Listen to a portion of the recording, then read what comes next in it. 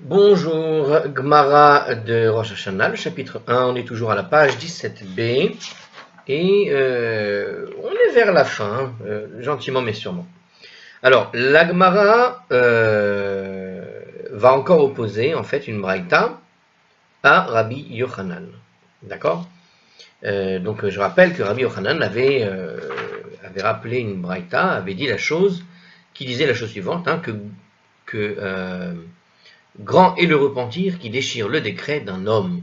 C'est-à-dire qu'il avait donné cette idée, notamment au niveau des villes, que dans le cadre d'une collectivité, hein, je rappelle, que si une collectivité se repent, eh bien qu'un décret pour détruire, raser une ville, si cette ville se repent de manière collective, eh bien le décret peut être déchiré dans le ciel. Donc ici, on va avoir donc encore une opposition à cette idée, pour laquelle apparemment il y a pas mal de braïta qui semblent montrer que ça ne marche pas. Alors, on va voir tout de suite. Ta schéma, viens et écoute. Apprends ceci. Sha'ala beloria, okay. Sha'ala beloria hagiyora. Attendez, je remets un peu l'écran qui fait un peu de blanc. Alors, Sha'ala beloria hagiyoret et Rabban Gamliel. Alors, Beloria, la prosélyte, a demandé une fois à Rabban Gamliel, Ketiv betoratrem asher lo yisapanim. Il est écrit dans votre Torah qu'Hachem est un Dieu redoutable qui ne favorise pas. Il y a écrit comme ça dans la Torah un passage qui semble dire qu'il ne favorise pas. Alors, il y a ici un commentaire. Tiens, le commentaire est à la page d'avant. Alors, dans cette braïta, il dit que Beloria, la convertie, en fait, l'a fait avant qu'elle ne se convertisse. C'est pour ça qu'elle a dit dans votre Torah. En vérité, ailleurs dans le Talmud, elle est honorée au titre de Beloria, la prosélyte, avant même de s'être convertie. Ça veut dire que dans certains cas, elle était déjà, on va dire, célébrée comme une personne respectable avant même sa conversion. Bon. Qui est Beloria? C'est dommage, j'ai pas l'histoire particulière parce qu'apparemment c'est une personnalité, mais qui est citée en plus dans le Talmud. Donc théoriquement, il devrait y avoir de sa part des actions particulières où elle a dû avoir un grand mérite parce que la citer dans la Gemara comme ça, c'est assez rare ce genre de choses. Alors, bon, j'ai pas l'histoire, c'est dommage, on verra un jour, peut-être on tombera dessus. Alors, donc elle a donc pointé du doigt du fait que dans la Torah, donc elle pose une question, il y a écrit que Hachem est un Dieu redoutable qui ne favorise pas. Il y a cette notion qui ne favorise pas. Qu'est-ce que ça veut dire? Ça veut dire que Dieu ne prend le parti d'aucun homme ni de nation. C'est-à-dire que Dieu est quelqu'un, alors quelqu'un, on ne peut pas parler quelqu'un comme ça, mais Dieu est neutre en fait. Dans ses décisions, que ce soit pour le peuple juif ou les autres, il est neutre. D'accord? Il y a une neutralité dans son analyse et dans son action. Donc c'est ce que semble dire donc ce texte de la Torah. Et il est écrit, Urtiv, Yisa de Shem Panav Elecha, mais il est aussi écrit ailleurs que Hachem te soit favorable. Donc dans les Nombres 6, 26. Et l'autre texte, c'était dans le Deutéronome 10, 17. Donc comment c'est possible que d'un côté, on te dit que Dieu ne prend pas n'a pas de favori, ne fait pas de favoritisme pour un ou un autre, et d'un autre côté, on souhaite que Dieu te favorise. Alors, il faut savoir. Donc comment une telle bénédiction a-t-elle pu être établie, hein, c'est ce que veut dire ici ce que dit le texte. Alors, ici, il dit tout de suite un commentaire, à strictement parler selon le sens simple. Il n'y a en fait aucune contradiction entre ces versets, ni même la moindre implication que Dieu favorise qui que ce soit. En hébreu, traitement de faveur est rendu par l'expression nis'at panim, se tourner vers le visage de quelqu'un. Or, dans le premier verset, Dieu est celui qui ne se tourne pas vers le visage donc de quelqu'un, d'un homme riche, distingué, mais qui plutôt traite justement, équitablement toutes les parties plaignantes. Au deuxième verset, en revanche, le visage dont il est question est celui de Dieu, que Hachem tourne son visage vers toi. C'est-à-dire que Dieu montre une attitude agréable. Ah, j'aime bien cette explication. Alors ça, c'est Tosfot qui nous explique ça.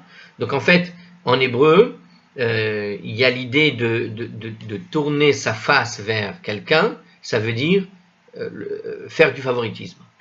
Et comme ici l'expression dit en hébreu, Loïsa panim, il ne va pas faire de favoritisme, et Adoshem panav elecha, que Adoshem panav elecha, que sa face soit devant toi, en fait, ça semblait être une contradiction, mais pour Tosfot, en fait, déjà là, théoriquement, il n'y a même pas de contradiction à avoir, tout simplement.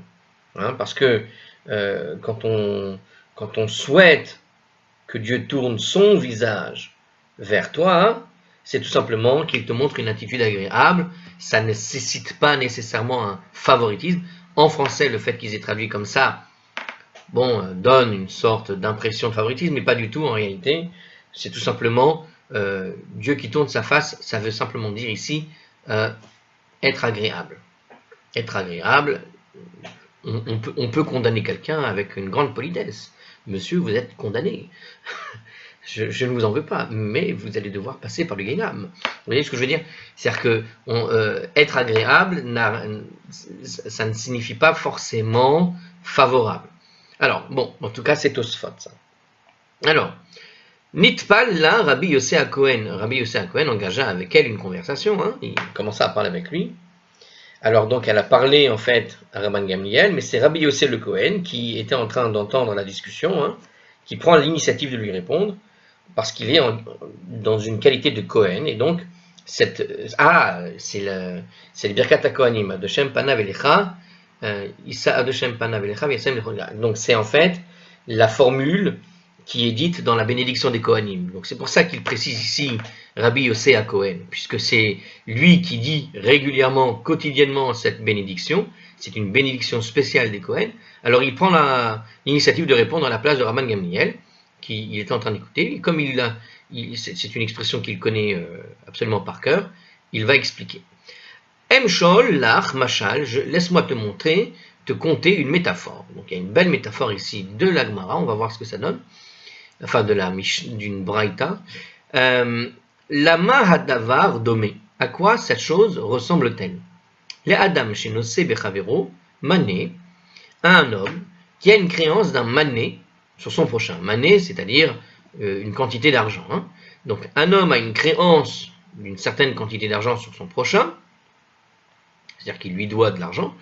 Vekava lo zeman bifne ameler. Et le débiteur a fixé une échéance en présence du roi, hein, devant le roi. Donc c'est avec le roi, devant le roi, comme une sorte de témoin, hein, il y a une échéance pour le remboursement, et donc il y a un remboursement qui a été prévu. Venishba lo bechaye ameler, et voilà qu'il a juré sur la vie du roi qu'il le rembourserait à temps. Igiazman velo ferao. Est arrivé le temps et il n'a pas remboursé la somme. Ba les Fayès est un Melech, alors il est venu apaiser le roi. Ve'amarlo ilboni mahul elecha. Le roi lui a dit, l'outrage qui m'est fait t'est pardonné. Lech ou Fayès et traverecha, va et apaise maintenant ton prochain. Ça veut dire, maintenant tu peux aller parler à ton prochain, puisque tu n'as pas pu rembourser ta dette. Alors, c'est le même principe ici. Hacha nami. Ici aussi, c'est la même chose en fait. Kan ba'averot sheben adam lamakom. Ici, dans le verset, quand il y a écrit que Hachem te soit favorable, ce sont les transgressions entre l'homme et Dieu. Kan ba'averot sheben adam lechavero. Mais là, c'est à propos des transgressions entre l'homme et son prochain. Alors ça veut dire quoi? Ça veut dire qu'en fait, Dieu, quand c'est une transgression de l'homme vers Dieu, il peut renoncer à ses prérogatives légitimes et favoriser quelqu'un qui a péché contre lui. Donc effectivement, dans le cas où Dieu tourne sa face vers un homme, d'accord, au fond, il va lui donner un résultat favorable parce qu'il s'agit des fautes qu'il a été fait contre lui. C'est sa face, la face de Dieu qui se tourne vers son prochain. Au sens où, quand Dieu se tourne sa face vers moi, vers lui, C'est-à-dire qu'il le rendra effectivement un jugement favorable, mais sur les fautes envers lui-même. Par contre, une faute envers son prochain, hein, comme donc l'idée du remboursement, c'est vrai que tu avais promis de le rembourser à temps devant le roi, donc quand tu n'as pas remboursé à temps et que tu l'as fait, tu avais juré devant le roi, donc quelque part tu as insulté un peu le roi, donc il a demandé pardon au roi parce qu'il n'a pas remboursé à temps. Donc c'est les fautes envers le roi, envers Dieu, d'accord? Donc des fautes sur des mitzvot qui ne concernent que finalement nous personnellement avec notre relation à Dieu. Par contre, dans le cas des fautes qui sont entre l'homme et son prochain, alors là par contre, lo issa panim, Dieu ne va pas favoriser ni l'un ni l'autre, parce qu'il ne va pas dire qui a raison, qui a tort. C'est effectivement, c'est entre eux que ça doit se régler. Donc il ne va pas favoriser l'un par rapport à l'autre, il ne va pas annuler l'un pour l'autre, il les laisse d'abord régler le problème entre eux. Voilà, c'est ce que veut dire ici le texte. Alors, d'accord, donc c'était ça. Chaque transgression que commet un homme envers un autre, c'est aussi en fait, alors ça c'est ce qu'on apprend en réalité, hein, on a une double peine en quelque sorte. Quand tu transgresses une faute envers ton prochain, qui a donné les lois envers l'homme et son prochain? C'est Dieu. Donc on transgresse en fait, on transgresse envers deux personnes. La première, si j'ai fait une faute envers mon prochain, j'ai transgressé d'abord, évidemment, envers mon prochain, mais j'ai en fait transgressé aussi envers Dieu, puisque c'est Dieu qui a établi les lois entre l'homme et son prochain. Donc on peut se demander si Rabbi Yossi le Cohen veut dire que Dieu renoncerait à la part d'offense qui lui est faite, même avant que la partie lésée ne renonce à la sienne.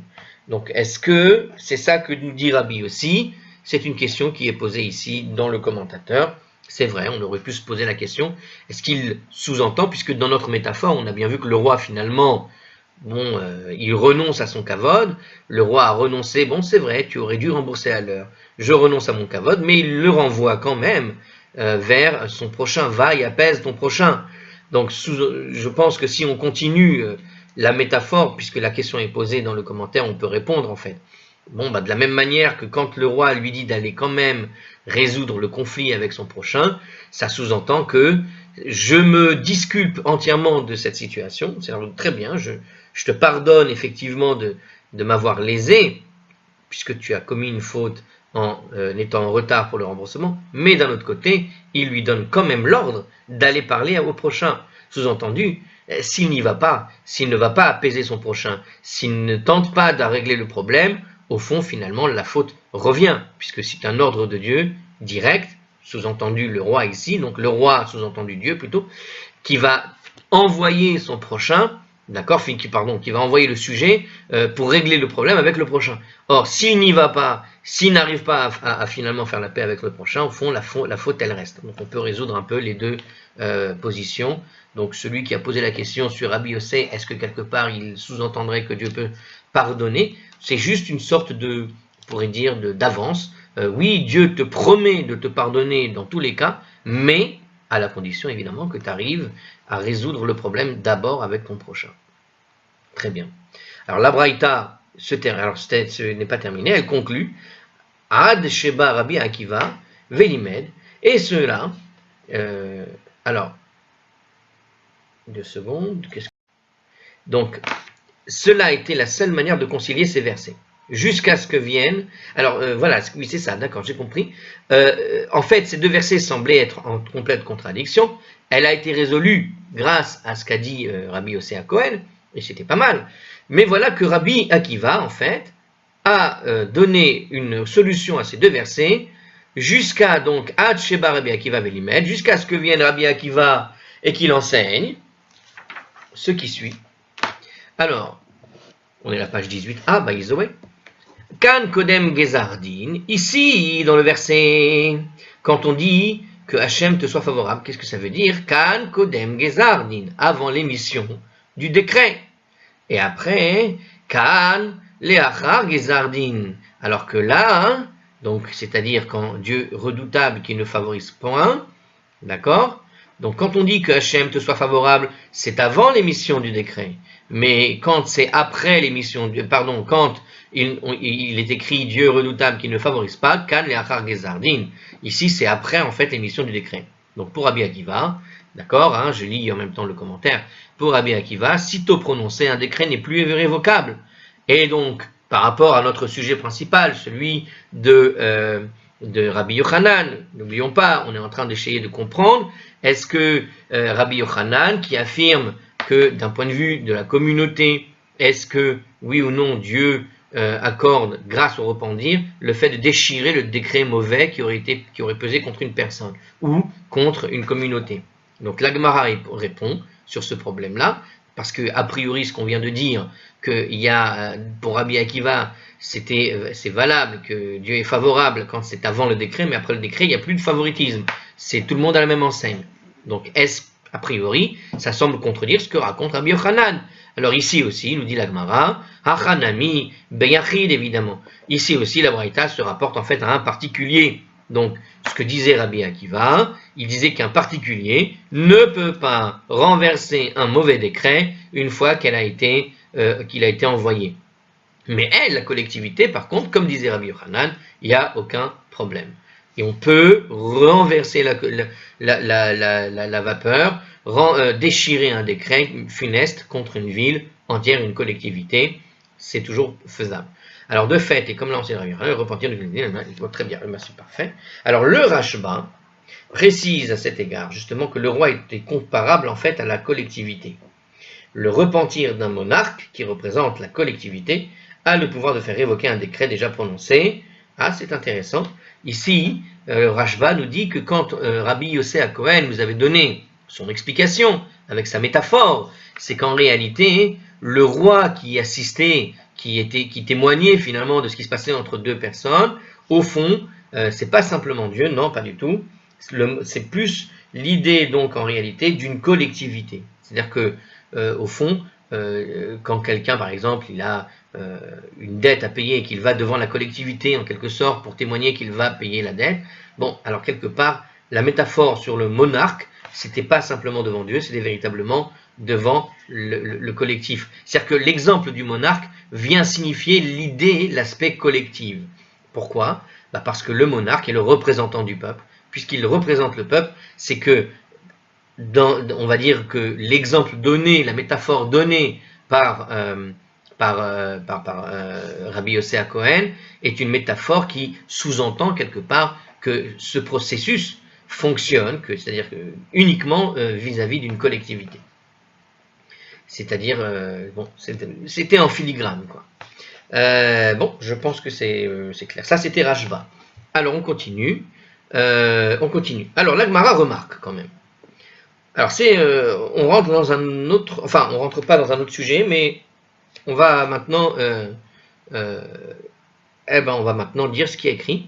Alors, Uxar din de Yachid Tanae hi.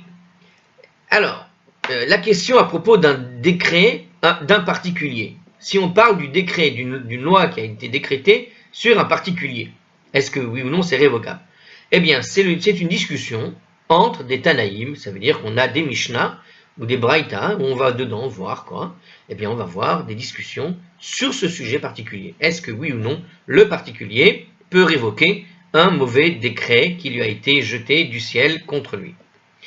Alors attendez, un petit commentaire quand même tout de suite, puisqu'il en met un. L'Agmara en fait va citer une braïta dont l'un des Tanaïm pense que même un particulier est en mesure de faire abolir un décret funeste. On peut donc rétrospectivement affirmer que Rabbi Yochanan, qui a dit plutôt que grand est le repentir qui déchire le décret, ce dont on a parlé tout au début de la vidéo, funeste prononcé à l'encontre d'un homme, faisait en fait bien allusion à un particulier, non pas en réalité et non pas à celui d'une collectivité. Puisque dans les mots, d'ailleurs, le texte parlait d'un homme particulier et non pas une collectivité. L'affirmation de Rabbi Yochanan ne semblait pas indiquer une collectivité puisqu'il parlait d'un homme précis. Un homme précis, ça sous-entend une individualité, un particulier. Bon, alors on y va justement et on va voir que Rabbi Meir pense exactement ceci chez les Tanaïm. Alors, Tanya, Détania, car il a été enseigné dans une braïta. 8 mots pour Détania. C'est amusant, non ? Alors, Détania, Haya, Rabbi Meir, Omer. Rabbi Meir avait coutume de dire Shnaim she'alou lamita, vechol yan shave. Vechen, Shnaim she'alou le gardom, liddon vedinan shave. Ze yarad, veze lo yarad. Ze nitzal, veze lo nitzal. מפני מה זה ירד וזה לא ירד, זה ניצל וזה לא ניצל. Donc c'est la même question. וזה התפלל ונענה, וזה התפלל ולא נענה. Bon, en vérité, là en hébreu, on a donné, ça va plus vite effectivement en hébreu, il n'y a rien à dire. Alors je vous le refais en français quand même. Alors, Rabbi Meir avait coutume de dire deux qui sont alités pour la même maladie. Ou encore deux qui ont comparu en jugement devant un tribunal pour la même accusation. D'accord? Or, voilà que celui-là a pu quitter son lit, alors que ce malade ne l'a pas quitté. Ou bien, cet accusé, il a été épargné, tandis que celui-là, il n'a pas été épargné. Alors il pose la question, mais pourquoi celui-ci, il peut quitter son lit de malade, alors que celui-là n'a pas pu quitter son lit? Ou bien encore, pourquoi cet accusé est épargné, alors que celui-là n'a pas été épargné? C'est les mêmes accusations, c'est la même maladie. Hein. Eh bien la raison, celui-là a prié et a été exaucé. Et celui-là aussi, il a prié en fait, mais il n'a pas été exaucé. Alors il pose la question, Mi penema ze na'ana veze lo na'ana. Ze itpalel tfila shelema na'ana, veze lo itpalel tfila shelema lo na'ana. Alors il dit comme ça, donc, pourquoi celui-là il a été exaucé et celui-là il n'a pas été exaucé? Bah, celui-là il a prononcé une prière entière, alors il s'est concentré, il avait des cavanotes et tout ça, et donc il a été exaucé. Mais celui-là n'a pas prononcé une prière entière, et c'est pour ça qu'il n'a pas été exaucé. Alors, quelques commentaires sur ce qu'on vient de dire quand même, parce qu'il y en a 2-3 que j'ai sauté. Donc on va revenir. On parle ici donc qu'il est accusé pour un même chef d'accusation. Qu'est-ce que ça veut dire? Ils sont tous les deux accusés d'un même crime. Donc littéralement, la Braïta donnerait en fait deux malades qui sont montés sur un lit et deux accusés qui sont montés dans le gardon, c'est-à-dire pour être jugés. Dans un gardon, c'est une sorte de tribunal. Alors, gardom, c'est un point de rencontre où les gens jugés, où sont jugés les cas passibles de la peine capitale. Donc, c'est pas juste un tribunal, nous dit Rashi, c'est véritablement l'endroit où, si le jugement se passe mal, c'est la mort. Donc, le mot gardom a la même étymologie que grade ou gradation en français, d'accord, et fait référence en fait au gradin où siégeait le juge du tribunal. Donc, en fait, gardom, ça la racine, c'est un mot qui vient apparemment donc du latin, et qui, enfin, en tout cas, c'est un mot qui n'est pas de la Torah apparemment, hein, ça donne l'impression. Et s'il dit ça, je me demande si Rashi n'a pas utilisé ici son français pour nous l'expliquer justement, parce que comme on vient de citer Rashi, derrière il y a une parenthèse qui nous explique ça. Bon, c'est pas grave. En tout cas, ça vient apparemment de la même racine que gradin. C'est intéressant quand même. Peut-être c'est un mot hébreu, mais sachez que gardom vient de gradin, gradin vient de gardon plutôt. Et donc l'idée du gradin, bah, c'est parce que les tribunaux avant c'était comme des amphithéâtres et que siégeaient une quantité de gens, de rabbins, etc. pour déterminer, pour juger une personne qui venait au milieu de cet amphithéâtre. Alors, ils étaient donc sur les gradins, et lui il était en bas. Ensuite, l'autre commentaire que je n'ai pas dit. Alors justement, donc on a dit que celui-là, il avait donc fait une prière mais qui n'a pas prononcé de manière entière, et donc il n'a pas été exaucé. Qu'est-ce que ça veut dire une prière authentique? Qu'est-ce que c'est? Alors une prière authentique révèle et exprime la plus profonde et la plus intime des aspirations de l'âme humaine. Aspirations qui en retour modèlent et changent jusqu'à l'essence de la personne. Donc quand tu fais une prière sincère, en quelque sorte, quand elle est vraiment complète, sincère, et elle met à fond, eh bien, cette prière, elle a un pouvoir de transformer la personne véritablement. C'est pas juste une série de mots qu'on va dire. C'est véritablement changer la pensée intérieure. C'est ce que dit ici un peu l'idée de la prière authentique. La prière authentique, elle a une force très puissante parce que quand elle vient vraiment des tripes, en quelque sorte, elle vient du fond du cœur, eh bien, d'une certaine façon, si tu la fais avec la vraie intention, cette intention, elle vient comme une sorte de volonté de changer. Et quelque part, la prière a un pouvoir de changement. Donc une prière entière peut transformer celui qui l'a dite en un être nouveau qui désormais ne mérite plus d'être malade ou condamné à mort, nous dit ici le commentateur. En revanche, une prière qui n'est pas entière ne modifie en rien l'état spirituel de son auteur et donc le laisse soumis à toutes sortes de conséquences parce que son état au fond n'a pas vraiment changé. Très bien. Alors la suite de notre braïta, hein, après ce qu'on a dit de Rabbi Meir, donc vous vous rappelez de ce qu'on a dit à propos de Rabbi Meir, ce qu'il a cité, ce qu'on vient de terminer justement, donc celui-là, pourquoi est-ce que sa situation a changé? Parce qu'il a fait une prière authentique. Alors Rabbi Eliezer dit, Rabbi Eliezer Amar, Kan Kodem Gezardin, en fait ici, ceux qui ont été exaucés avaient fait la prière avant que le décret ne soit lancé, Kan Leachar Gezardin, mais celui-là, hein, il n'a prié, il a commencé à prier qu'après l'émission du décret. Donc on voit ici, on rejoint plutôt ce qu'avait dit notre dernier commentateur, à savoir Rabbi Akiva. Donc il pense plutôt comme Rabbi Akiva là. Rabbi Yitzhak dit Amar Rabbi Yitzhak, Rabbi Yitzhak Amar, donc Rabbi Yitzhak, lui, il dit quoi? Yafat Seraka les Adam, la plainte est bénéfique à l'homme, ça on l'avait déjà lu ailleurs. Ben Kodem Gezardin, Ben Lachar Gezardin, à la fois avant et après l'émission du décret. C'est-à-dire que le vrai cri du cœur, c'est celui-là qui va permettre à une personne de changer.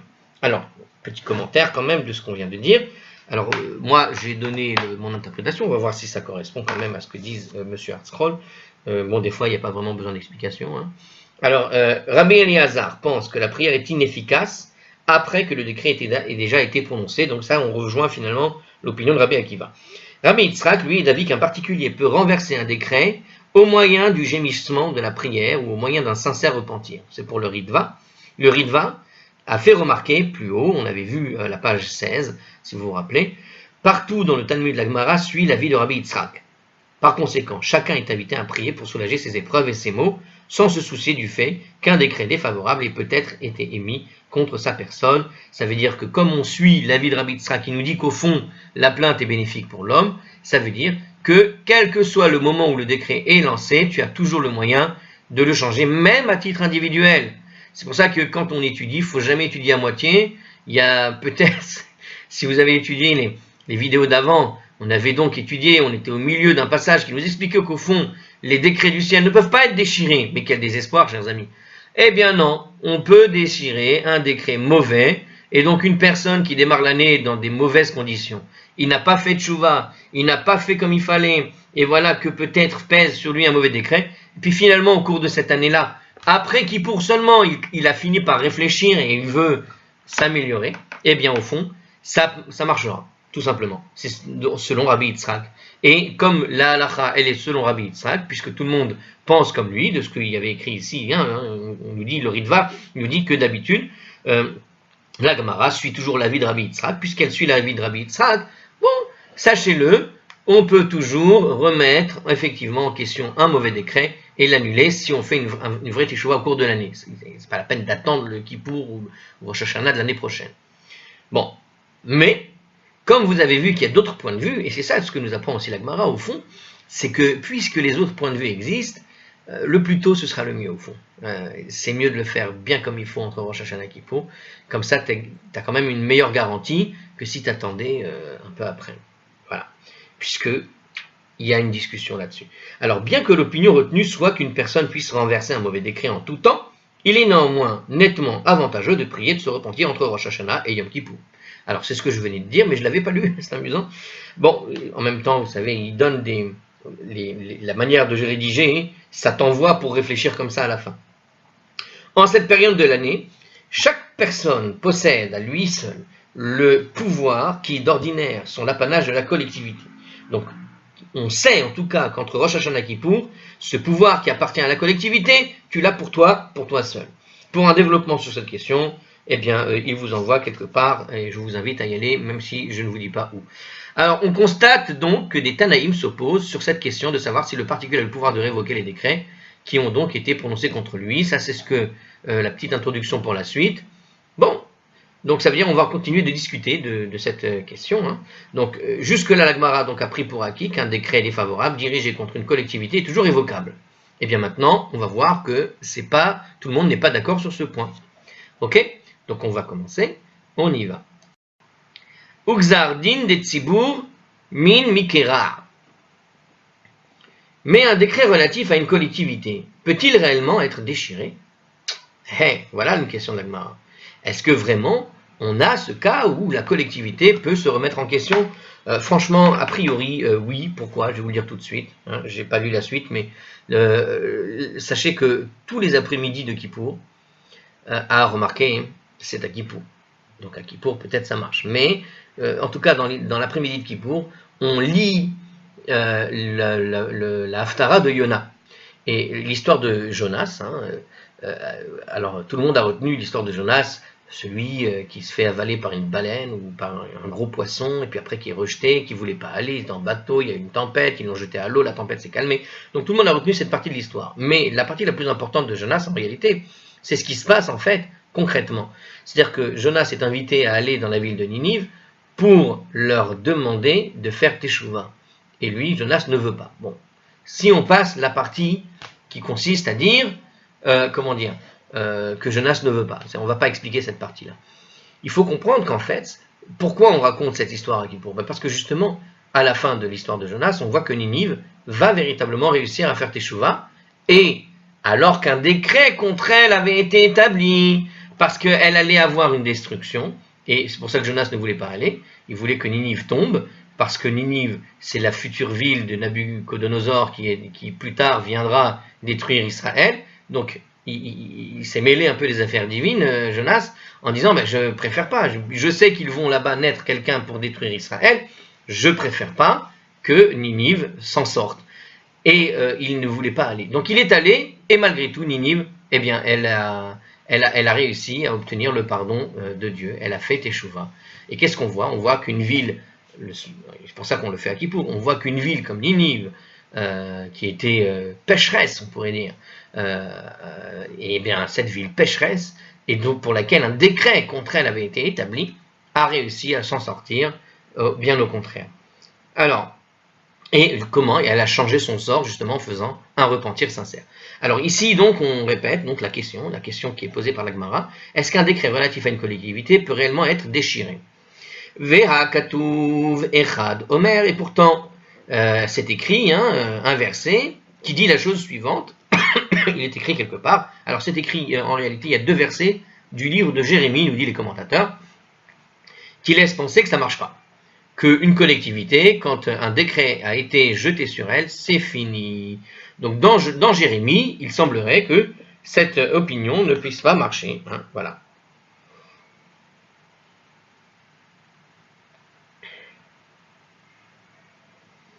Alors, c'est dans Jérémie, en fait je viens de me rendre compte que je n'avais pas fini le commentaire précédent.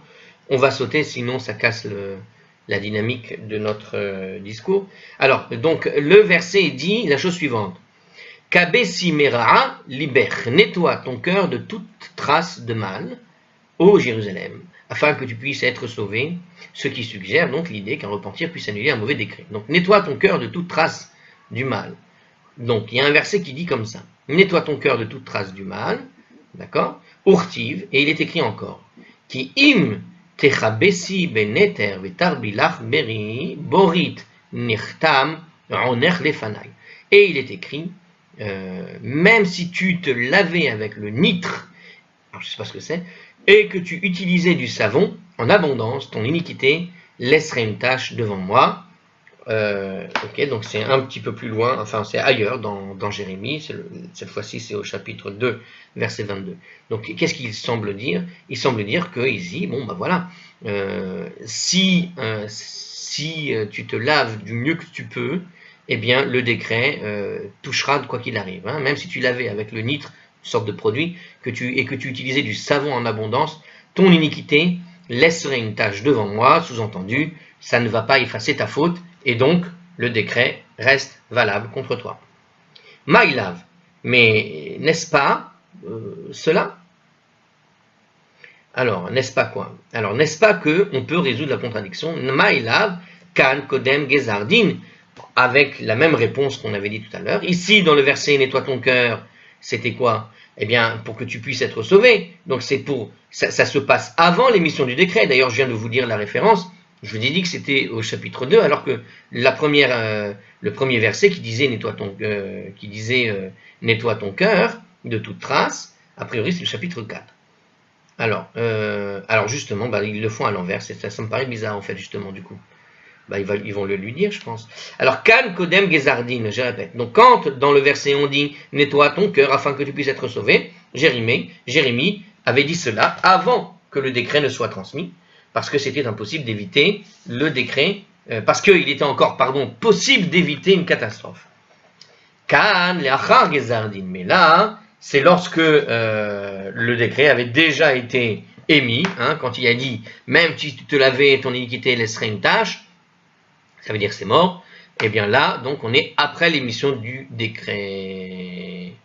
Alors, si cette façon de concilier ces versets est correcte, alors, puisqu'il s'adresse à Jérusalem et à la maison de Jacob, force est d'admettre que le décret dirigé contre une collectivité n'est plus révocable dès lors qu'il a été prononcé. Donc on voit ici que, en fait, ces paroles avaient été décrétées sur Jérusalem, sur la ville de Jérusalem et les habitants de Judée.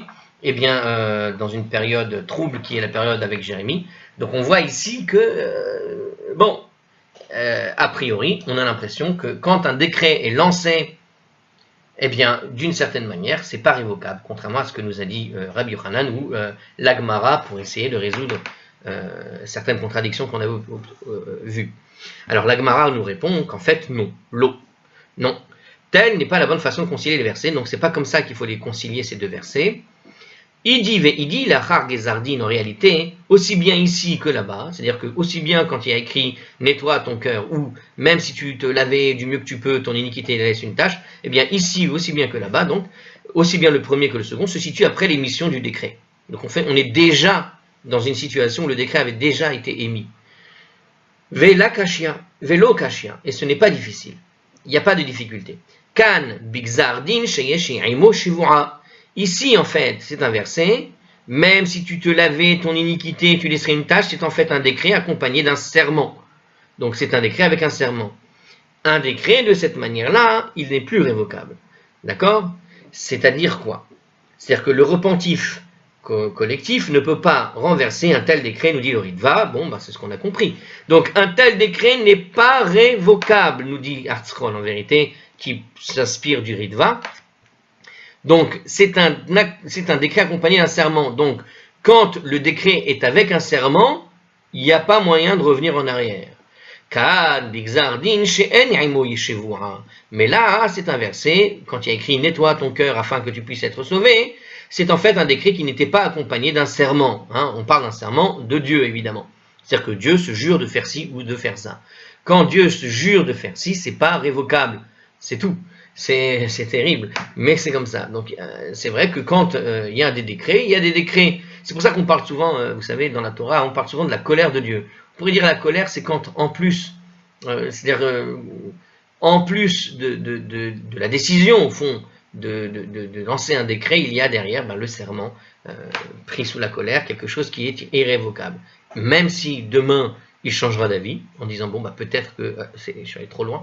Eh bien non, c'est pas révocable quand il y a un serment derrière. Alors, Kidvar Shemuel bar Ami, c'est la même chose et cette distinction est en fait conforme à ce qu'avait raconté Rabbi Shemuel bar Ami. Qu'est-ce qu'il a dit Rabbi Shemuel bar Ami? De Amar Rav Shemuel bar Ami, car Rav Shemuel bar Ami nous a dit Ve'imre la Amar Rav Shemuel bar Nachmani Amar Rav Yochanan. Et certains disent qu'en fait, c'est Rav Shemuel ben Nachmani qui l'a dit au nom de Rabbi Yonatan. Alors, qu'est-ce qu'ils ont dit? Minayin ligzardin sheyashirimo shivua sheeno nikra. D'où est-ce qu'on sait qu'un décret accompagné d'un serment ne peut pas être déchiré? Donc, comment on sait qu'un décret avec le serment ne peut pas être déchiré? Parce que c'est écrit, Shene Emar velachen nishba'ti lebet Eli im yitkaper avon bet Eli bezevach Uv minha, car il est écrit dans un passage de Samuel 1 au chapitre 3 verset 14, il est écrit ceci, c'est pourquoi j'ai juré à l'égard de la maison de Élie que le péché de la maison de Élie ne serait jamais réparé au moyen d'un sacrifice ou d'une offrande de mincha. Alors, une chose importante ici, on vient de parler du péché de la maison de Élie, mais attendez, on parle de Élie le prophète? Non, on parle de quelqu'un d'autre. D'accord? Il y a eu plusieurs Élie dans la Torah, et d'ailleurs celui-là est mal écrit en réalité, parce qu'en hébreu, il y a une belle distinction.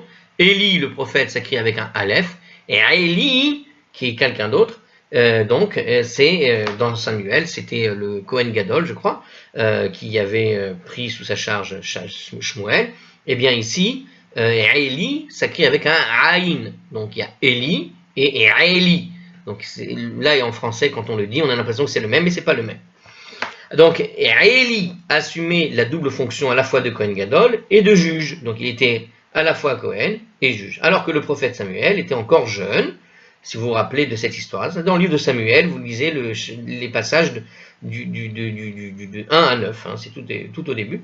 Alors, donc on est au passage fils. D'accord. Alors, si Élie était injuste, l'Écriture qualifie en revanche ses fils, Hophni et Pinchas, d'hommes vils ne reconnaissant pas Hachem. Donc, il y avait un problème avec les fils de Élie. Juste comme il faut, mais les fils catastrophiques. L'Écriture précise en outre qu'ils profanaient les sacrifices offerts à Dieu en envoyant leur assistant prendre de force si nécessaire des portions de sacrifices offerts auxquels ils n'avaient pourtant pas le droit. Donc, il faut se rappeler, ils étaient Cohen, du coup, aussi, Hophni et Pinchas, les deux fils, à ne pas confondre avec le Pinchas de la Bible, mais il s'appelle Pinchas probablement en souvenir du grand-père, de l'arrière-grand-père. Donc ici, on voit que les deux fils n'étaient pas du tout, nets, qu'ils profitaient au fond de leur statut de Cohen pour faire du vol, quoi. Et en plus de ça, ils avaient d'autres méfaits à leur compte. Il existe des endroits de la Gemara, il faut aller les voir, Shabbat 55b, Yoma 9b, pour avoir plus d'infos. Alors, en réaction à ces fautes, Dieu délégua un prophète pour informer Élie d'un décret prononcé contre eux, d'accord, et tous les descendants mâles de ceux-là. Ils mourraient à la fleur de l'âge. À ce moment, le décret n'était pas encore accompagné d'un serment, donc il y avait moyen encore donc de faire une teshuva. Mais plus tard, au cours de la même journée, Dieu a alors transmis un autre message prophétique à Élie par l'intermédiaire du jeune Samuel, annonçant alors qu'un serment venait d'appuyer le décret. Donc, il y a deux moments où, en fait, dans Samuel, Samuel reçoit l'information que les enfants de Élie sont, au fond, maudits. Enfin, ces enfants vont mourir à l'âge très jeune, quoi, à cause des fautes qu'ils ont commises. Il y a une punition pour les générations, où ils ne mériteront plus d'être Cohen, au fond. Et ça, il va y avoir deux passages. Donc, un passage sans le serment, un passage avec un serment. Donc, le verset cité dans notre passage, donc ce verset, je répète, c'est pourquoi j'ai juré à l'égard de la maison de Élie que le péché de la maison de Élie ne serait jamais réparé au moyen d'un sacrifice ou d'une offrande de mincha. Donc, il a juré ici. Donc, il affirme que le péché de la maison de Élie ne serait jamais donc pardonné au moyen d'une offrande de sacrifice ou de mincha. Jamais indique que le décret est doublé d'un serment irrévocable. Alors, dire qu'un décret ne peut pas être pardonné au moyen d'un sacrifice, ça revient à dire qu'il ne peut pas être pardonné au moyen du repentir, puisque le sacrifice est généralement accompagné du repentir. Le sacrifice, il vient en fait à la fin de tout le processus de repentance. On offrait des sacrifices quand on avait fait un travail sur soi. D'accord? Donc ici, le fait que le sacrifice ne sera pas accepté, ça veut dire c'est un peu trop facile pour les enfants de Élie, le méchant, pas lui, mais les méchants enfants de Élie, et donc ils ne pourront pas bénéficier du sacrifice pour se dédouaner. Ainsi, notre Gemara déclare qu'un décret doublé d'un serment ne peut pas être révoqué, y compris quand il menace la collectivité, et en effet, le décret qui est dirigé contre la maison de Élie s'apparentait à un décret qui visait plutôt la collectivité, puisqu'il concernait tous les descendants de Élie. Voilà la différence. Ici, ce n'est pas simplement les deux enfants de Élie, mais le décret a touché véritablement la descendance entière de Élie. Donc c'est un décret muni d'un serment avec une collectivité qui est visée. Et on voit ici que la collectivité ne peut pas s'en remettre. Alors, la Gemara note que même le décret dirigé contre Élie, enfin la maison, pourtant irrévocables, pouvaient en fait être neutralisés. Regardez, Amar Rava, Rava nous dit que Bezevach uv mincha eno mitkaper. Le verset affirme seulement que le péché ne saurait être réparé au moyen d'un sacrifice ou d'une offrande de mincha. Mincha, c'est un autre sacrifice qu'on faisait l'après-midi. Donc, que ce soit une offrande ou un sacrifice, il ne peut pas être réparé, nous dit Rava. Aval, mitkaper batora, mais ils peuvent réparer par la Torah. S'ils étudient la Torah, s'ils avaient étudié la Torah, ils auraient pu réparer un décret qui était contre eux. Abaye Amar, Abaye a dit, Bezevach mincha eno mitkaper, qu'en réalité, il ne peut pas être réparé au moyen d'un sacrifice de mincha ou d'une offrande, ou d'un sacrifice ou d'une offrande de mincha, aval mitkaper betorah, ou vegmilut chasadim, donc il a rajouté en fait Abaye, qu'en réalité, il peut être réparé au moyen de l'étude de la Torah, comme Rava, il l'a dit, mais aussi, ou bien des actes de bienséance, c'est-à-dire la gmilut chasadim, de faire des choses gentilles pour les autres. Alors, on termine avec ce dernier commentaire, il est un petit peu long, attention, enfin pas trop long. Le monde repose sur ce qu'on appelle les 3 piliers. C'est quoi les 3 piliers du monde? Ce sont la Torah, les sacrifices et les actes de bienfaisance. Les fils de Élie avaient perdu en fait les mérites protecteurs des sacrifices parce qu'ils avaient profané le culte. Ils étaient allés se servir de choses qu'ils n'avaient pas le droit de manger. Seuls subsistaient les piliers de la Torah et donc des actes de bienfaisance. Or justement, quand dans le texte, Dieu avait justement juré qu'ils ne seraient pas pardonnés, qu'ils avaient un décret contre eux irrévocable, il précise, ils ne peuvent pas le révoquer par des sacrifices ou des offrandes de mincha qui font partie du rituel du temple. Or, ils ont fauté par le rituel du temple. Donc, le rituel du temple ne pourront pas réparer la chose. D'accord? Alors qu'il reste les piliers de Torah et de bienséance. Donc, Rava nous dit que l'étude de la Torah, mais non les œuvres de bienfaisance, pas bienséance, bienfaisance, est supérieure en fait au sacrifice. La Mishnah du Traité Avod en énumère d'ailleurs en ordre décroissant. Alors, aussi, à défaut de sacrifice, l'étude de la Torah aurait pu atténuer la rigueur du décret. Pourrait atténuer la rigueur du décret. Tandis que les œuvres de bienfaisance ne le pourraient pas. Abaye n'est pas d'accord avec lui et soutient en fait que l'étude de la Torah et les actes de bienfaisance possèdent aussi bien l'un que l'autre la propriété d'atténuer la rigueur du décret, et à plus forte raison lorsqu'ils sont réunis, si tu fais les deux, c'est encore plus vrai. En vérité, nous déclare l'Écriture déclare que par les actes de bonté et la vérité, c'est-à-dire l'étude de la Torah, le péché sera abandonné. Donc on voit qu'il y a des passages qui nous montrent, qui nous prouvent ce que disent aussi bien Rava que Abaye. Voilà, on peut terminer sur cette partie-là. À la prochaine.